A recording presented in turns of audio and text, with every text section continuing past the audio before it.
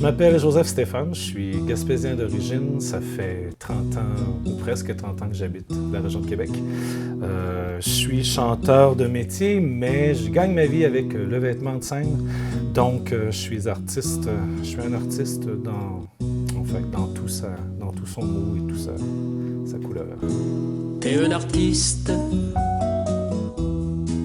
rien qu'un artiste. Les pieds bien ancrés dans la terre et les yeux tournés vers la mer. T'es un artiste, t'es un artiste, idéaliste. T'arrives le matin, comme ça par hasard, et tu n'y comprends rien, et tu as peur de lui. Ce qu'il fait de ta vie, tu te crois perdu, ton monde n'existe plus, et tu pries, que tu dis, c'est le blues. Je gratte la guitare, je pianote un petit peu, mais je suis pas un instrument. C'est la voix avant tout. Ton Ouais. instrument, c'est la voix. Puis... J'ai un peu de difficulté à chanter et jouer en même temps. J'aurais aimé ça. Même si, j'ai des gens autour qui... Mon frère qui joue de la guitare et qui chante, pour lui, c'est facile. Okay. Mais pour moi, ça ne l'est pas. Fait que j'ai décidé de laisser ça au guitariste. Donc, tu te concentres plus dans concentre. le rendu vocal puis l'émotion, Ouais, j'imagine. l'émotion, c'est ça. C'est ce que je préfère. C'est une façon intéressante de... Mm-hmm. Et par la voix, tu t'es fait connaître quand même assez jeune, je pense. D'abord, je pense, dans ta région. Oui, évidemment. J'ai commencé là-bas. Ça a commencé assez jeune, avec un spectacle que j'ai... En fait, c'est ça, un spectacle que j'ai créé pour la fête des enfants, qu'il y avait à chaque Noël chez nous, puis à l'église. Puis j'ai eu un hockey à un moment donné, en parlant avec les religieuses, en fait, pour faire une histoire courte. Parce qu'évidemment, je voulais aussi, je voulais faire ce métier-là, je voulais chanter, j'avais besoin d'être vu de toute façon. OK, Déjà, c'était présent. Puis on fait ce métier-là un peu pour ça aussi. Ah oui. C'est parce qu'on a besoin d'amour, on a besoin d'être admiré. C'est tout ça, on ne se le cache pas, c'est ça. C'est pas pour rien qu'on fait ce métier-là, on a besoin du contact avec les puis gens on a, aussi. Dans un cas comme le tien, tu fais de la création, on a des choses à dire aussi. On a des choses à dire. On veut tester, voir s'il y a une communion avec celui qui... Mais cette fois-là, ça a été la bonne fois parce que évidemment, c'est ça. Ça a été ce spectacle-là. Un spectacle où je chantais 3 chansons. J'avais aussi monté un petit sketch avec une marionnette qui s'appelait Peanut. Puis c'est ma sœur, justement, qui chantait, à ce moment-là. Puis c'est elle qui faisait parler Peanut. Et fait que c'est ça, finalement, on a fait le spectacle, j'ai chanté mes chansons aussi, puis après ça, il y avait beaucoup de larmes, évidemment, parce que, c'était quand même un numéro touchant, mais je l'ai voulu comme ça aussi. J'avais besoin de toucher, puis j'avais besoin de... Puis il y avait des gens en fait, des religieuses de Rome chez nous, qui étaient venues spécialement pour ce Noël-là.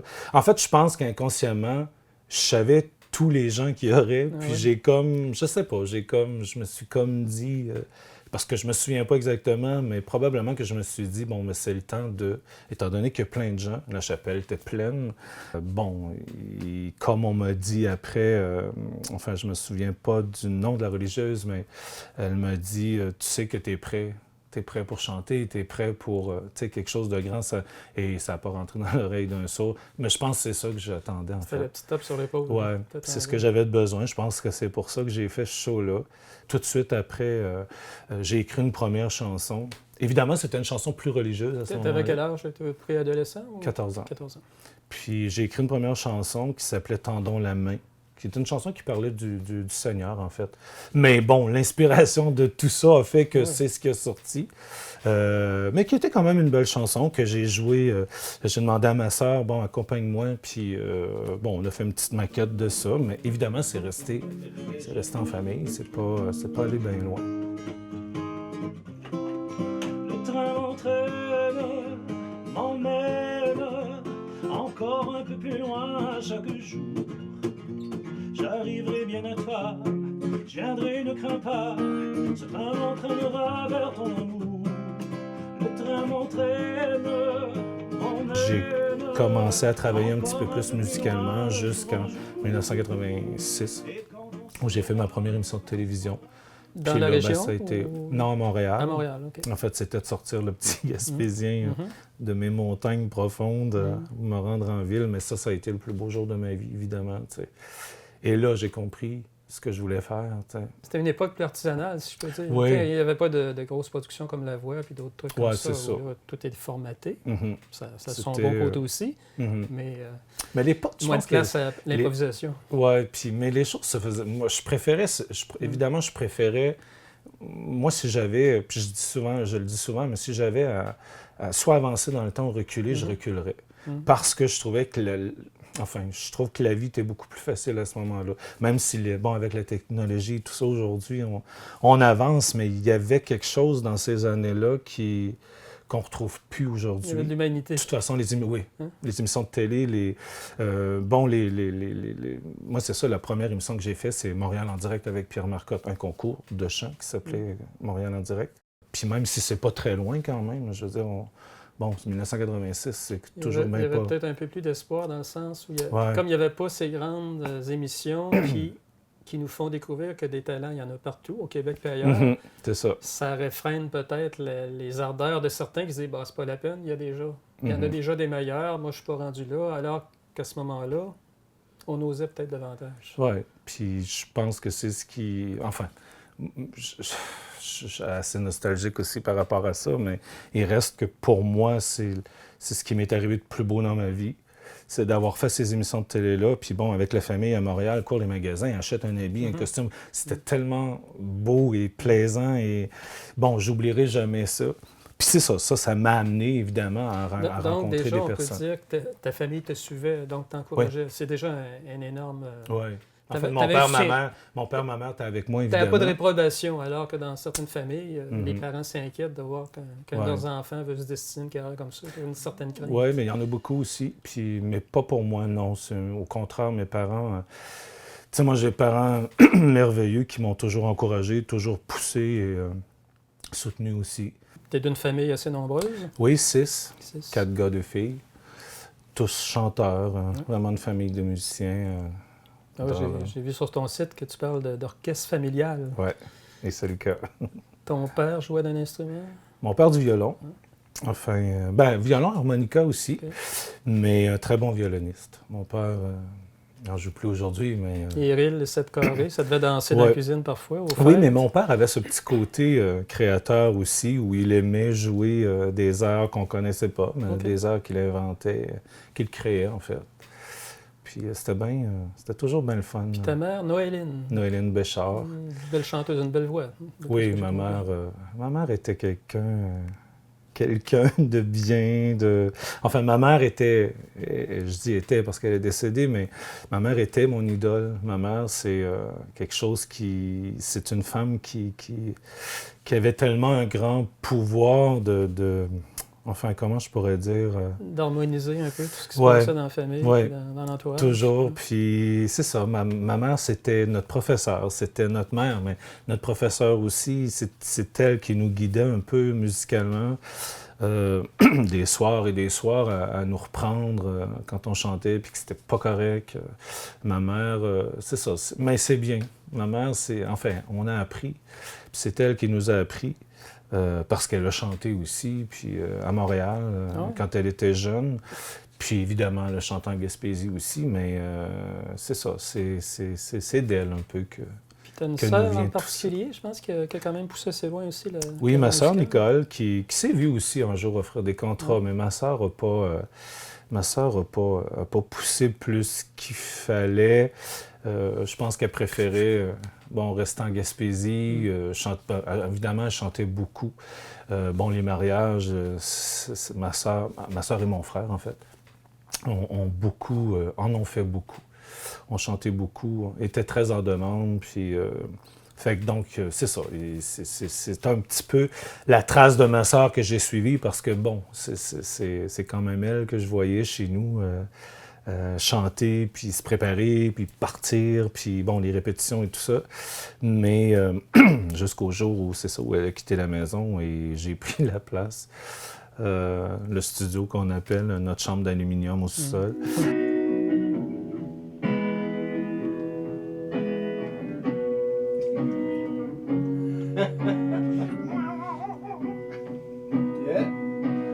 To find love great and true love with you.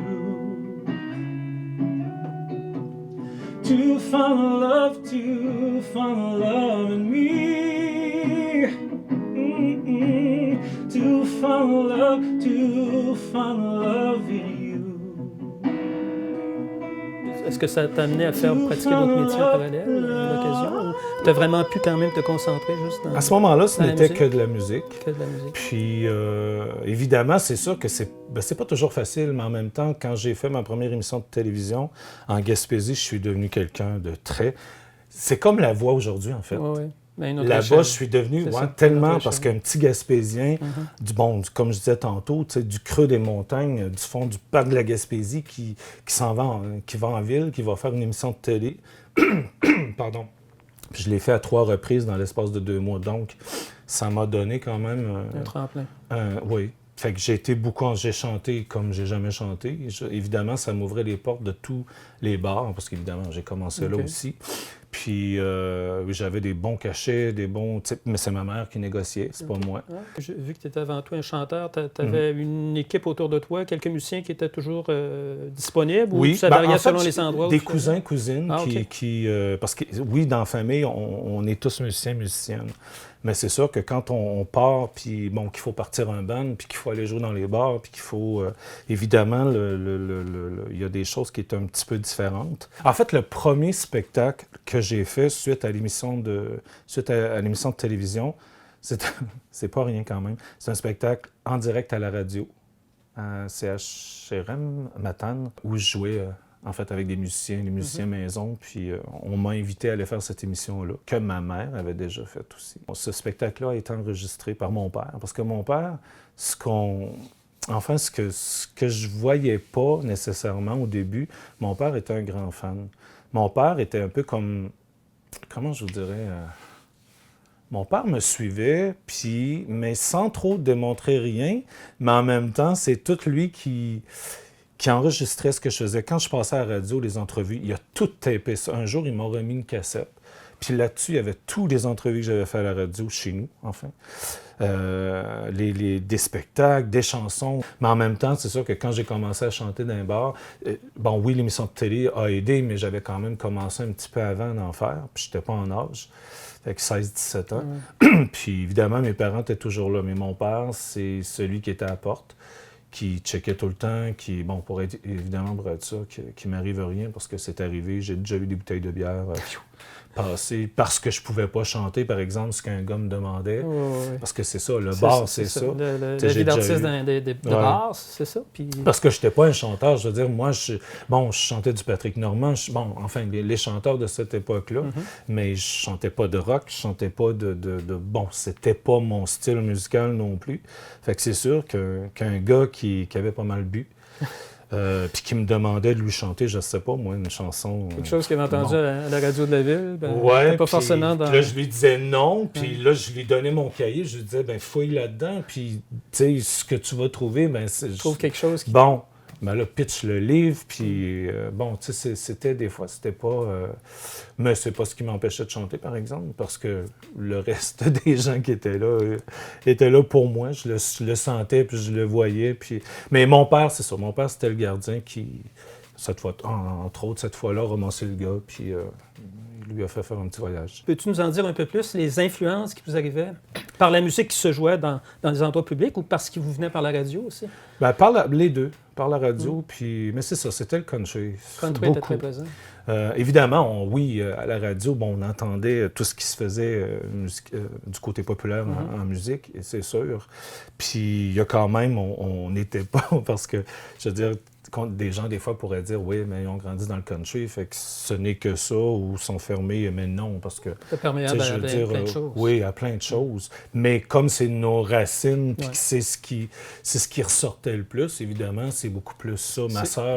Ma sœur ne chantait ou presque que du country aussi. C'est comme si le country était très accessible, puis que le populaire l'était pas. C'était comme, à la radio, on écoutait du populaire, mais on le chantait pas parce que... Puis je sais pas si c'est... Je sais pas, enfin, si je m'exprime bien, mais c'est comme si la musique country, on pouvait la chanter. Tu sais, c'est quelque chose qu'on pouvait chanter, qu'on pouvait toucher, qu'on pouvait faire, mais que le populaire... Puis je sais pas si c'est à cause du style musical ou à la guitare. Bon, je veux dire, tu sors ta guitare, tu fais une chanson country, même si t'as pas de band, même si t'as rien, tu peux faire cette chanson-là. C'est plus simple, alors qu'une d'arrangement. chanson populaire, on a l'impression que c'est plus... Enfin... La crainte d'être comparé, peut-être. Quand on fait pas avec exactement le style du chanteur qu'on a entendu à la radio, on se dit, est-ce qu'on est correct? Peut-être, mais enfin, moi, évidemment, j'aimais tous les styles, puis c'est drôle parce que dernièrement... Demis Roussos, qui est décédé, est un chanteur que j'ai beaucoup chanté aussi. Ah ouais? Puis, mais c'est ça, moi, je m'imprégnais de tout ce que j'aimais, en fait. J'interprétais tout ce que j'aimais. Patrick Normand a été un grand... J'ai peut-être contribué un peu à la vente du succès de son album « Quand on est en amour », parce que je l'ai chanté, tu l'as chanté beaucoup. Tellement... En dernier, j'étais plus capable parce que dans une soirée, je pouvais la faire 4 fois. Mais tu sais, des gens qui, évidemment, qui se tannent pas. C'est une chanson que j'ai aimée beaucoup, mais quand tu l'as chantée 2 fois, ouf. Dans une même soirée. Ouais.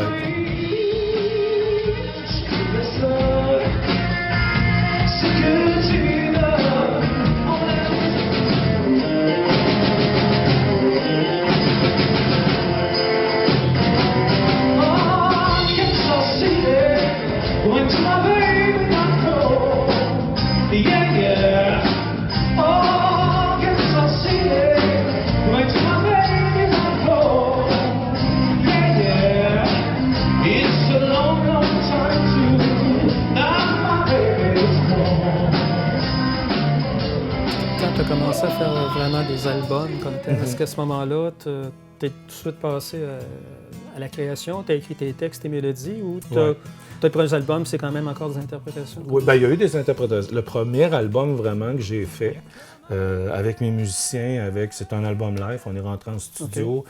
On a pris 10 chansons du spectacle que j'ai monté à ce moment-là. Puis on est rentré en studio, on a fait ces 10 chansons-là. On en a fait un album. Il y a 2 compositions. Le reste, des chansons qu'on a un peu repris, qui n'est pas du country, ceci dit. Là. Peut-être des saveurs country, mais... La balade à travers ça? Ouais, c'est ça, balade. Chanson un petit peu plus rythmée aussi, mais qui reste quand même dans, Elvis, enfin, des chansons que j'aime beaucoup, que j'aime chanter, que j'aime interpréter. Parce que dans mes spectacles, je n'ai pas que mes chansons, j'interprète aussi d'autres, et j'aime ça, puis je pense que c'est important de le faire aussi. Ça fait juste montrer qu'on est ouvert. Puis c'est correct. C'est pas... parce que j'ai déjà quelqu'un qui m'a dit « Oui, mais pourquoi tu ne chantes pas que de tes chansons? » Parce que j'ai pas envie. J'ai besoin de chanter ce que d'autres écrivent aussi. Puis je trouve ça bien, je trouve ça correct. Je trouve ça beau aussi, ce que les autres écrivent. Il n'y a pas juste ce que j'écris qui est beau. C'est faire revivre. C'est des choix personnels. C'est ça. C'est des choix. Il y a des chanteurs, je pense à Nanette Walkman, entre autres, une chanson d'elle que j'ai fait longtemps. Puis chaque fois, les gens me demandaient, mais qui chante ça? Puis c'est tellement beau. Puis quand je leur apprenais qui c'était, était surpris un peu, parce que soit qu'ils pensaient que c'est moi qui l'avais écrite, ou quand je leur disais que ça venait de cette personne-là, ils nous disaient pourquoi on ne l'a pas connue? Mais c'est parce que c'est une chanson sur l'album, souvent qui remplit un album, mais que moi j'aimais beaucoup, qui avait une saveur blues évidemment, parce que j'adore ce style de musique-là. J'allais te poser la question, la fameuse question, parce que c'est ça, ton dernier album, je pense, est identifié presque essentiellement au blues. Oui, en fait, ça se rapproche beaucoup de ça.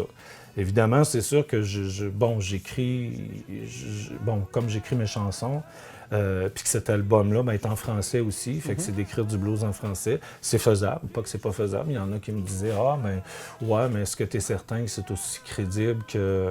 Ben oui, je veux dire, c'est la façon d'écrire.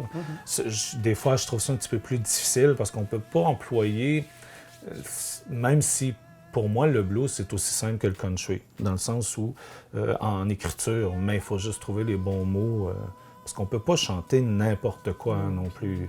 Il y a à la fois le choix des mots, parce qu'ils comportent des sons qui... C'est ça, en plein ça. Qui s'appliquent plus à tel style. Puis il y a la façon de chanter ces mots-là, de les faire soigner. Mais c'est ça découle de ça. Ma force est là. j'ai chanté plein d'autres genres de musique, mais enfin, j'ai l'impression de ne pas être crédible. Puis si j'ai cette impression-là, ben je pense que c'est parce qu'il ne faut pas que j'y touche. Le dernier album l'album qu'on est en train de faire, qui s'appelle L'Appel. C'est ça. Évidemment, oui, c'est plus country, mais il y a un son blues dedans. On va le reconnaître. Il y a même 2 ou 3 chansons qui sonnent quand même assez blues, mais dans le country, il y en a du blues aussi. Je veux dire, il y a plein d'artistes que je découvre, puis on se rend compte qu'il y a toujours une toune ici et là qui sonne un peu blues, un peu rock, un peu... Fait que bon, finalement, mais bon, est-ce qu'on peut être juste un chanteur aussi? Donc, le côté mise en scène, puis Ouais. tu sais, ton père, ta mère, qui ont toujours occupé quand même une place assez importante dans le suivi, un peu la gérance. Puis toi, tu as parlé souvent des spectacles. Donc, le côté production, le côté mise en scène, ça a l'air à occuper beaucoup de place chez toi. Oui, mais j'aime ça aussi. Ouais.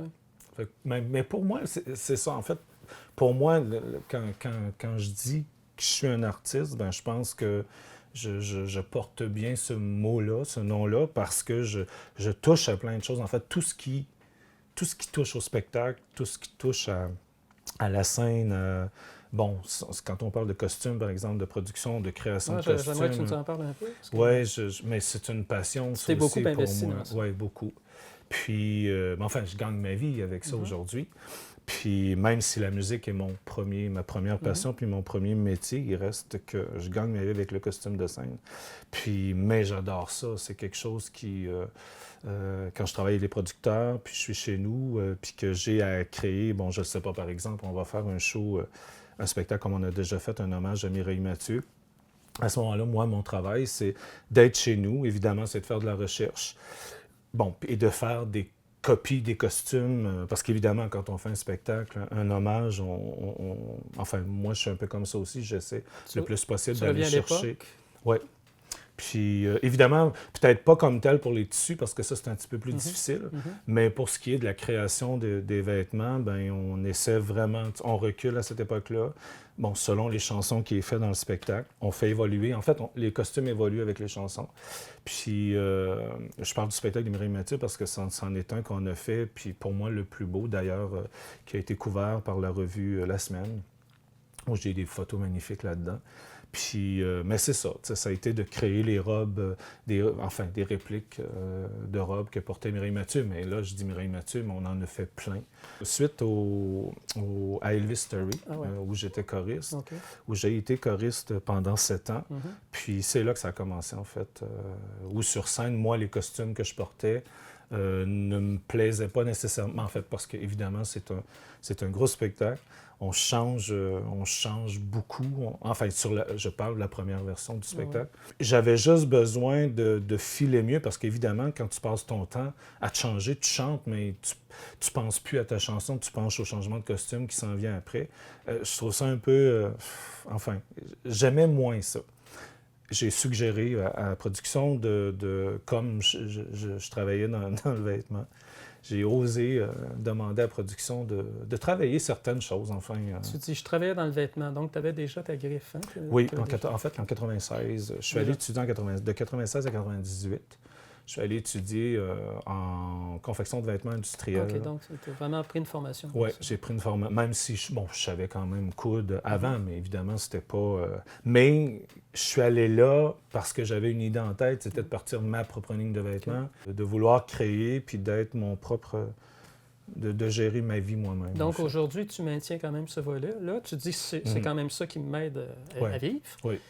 Tu le fais d'abord pour des producteurs, pour des productions, mais tu ne refuses pas des commandes particulières. Non, j'ai quand même, des clientèles privées. Bon, je travaille évidemment, c'est ça. Je fais beaucoup de vêtements pour les spectacles.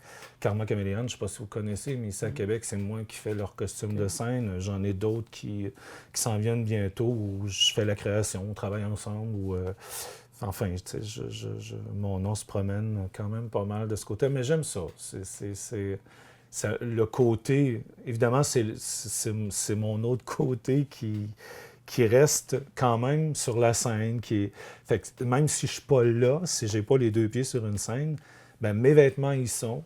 Bien souvent, ben, je travaille sur ces shows-là parce que je regarde les premiers. Moi, je suis assez...